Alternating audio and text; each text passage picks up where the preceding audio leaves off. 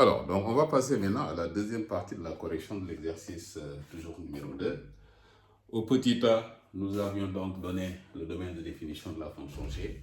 En 2 petit a, on a vu donc que le taux d'accroissement de la fonction g entre 3 et 3 plus h est égal à moins 5 sur h plus 1. Et la question petit b, on nous demande tout simplement d'en déduire le nombre dérivé de g en 3. Alors, pour calculer le nombre dérivé de g en 3, donc on va dire ici, on va calculer, donc on va faire limite, on va donc dire de quand h tend vers 0 de g de 3 plus h moins g de 3, le tout sur h, c'est égal à limite quand h tend vers 0. Allez, on va dire, donc cette quantité est égale à moins 5, on va dire donc sur h plus 1. Et là, vous voyez bien que quand h tend vers 0, vous avez h plus 1 qui tend vers 1. Donc du coup, ici, vous avez donc ceci qui va tendre vers tout simplement moins 5. D'accord? Ça fait moins 5. Et ce moins 5 ici représente tout simplement le nombre dérivé de la fonction g en 3. Donc vous avez moins 5 qui est égal à g' de 3. D'accord? Alors donc le nombre dérivé, donc g' de 3, est égal à tout simplement à la limite du taux de variation de g entre 3 et 3 plus h quand h tend vers 0. Donc ça va nous faire moins 5. Donc vous avez bien g' de 3 qui est égal à moins 5. Ok, donc voilà pour la question petit b. Ok. Alors, maintenant on va tout simplement déterminer la question petit c. Alors, donc pour la question petit c, ok, on va donc dire soit t, donc cette tangente, vous avez donc t, la tangente ici. Nous avons donc la tangente t, on va dire, qui a pour équation y égale à quoi?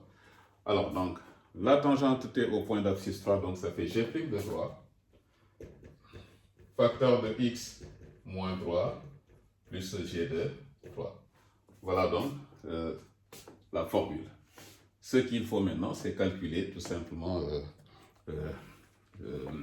voilà, donc déterminer, donner donc l'équation de cette tangente. Ok? Alors donc, qu'est-ce qu'on va faire?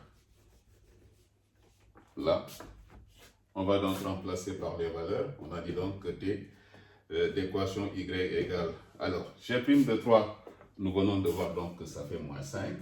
Facteur de x moins 3. D'accord? Maintenant, plus g de 3.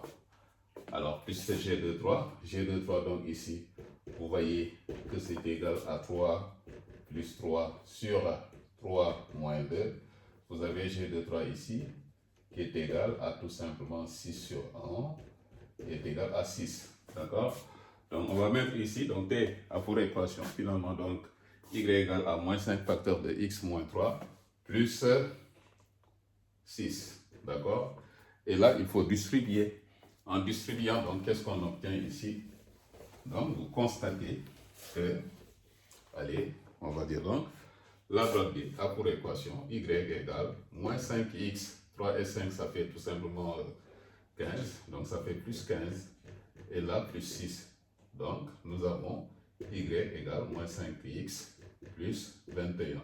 Donc ça représente, si vous voulez, l'équation de la tangente au point d'abscisse, on va dire 3. Donc voilà pour la question petit c. Maintenant, on nous dit donc, avec les formules de dérivation, calculer la dérivée donc de la fonction g, d'accord, et déterminer g' de 3 et retrouver le résultat de la question 2b. Voilà, donc ça va être fait pour dans la troisième partie.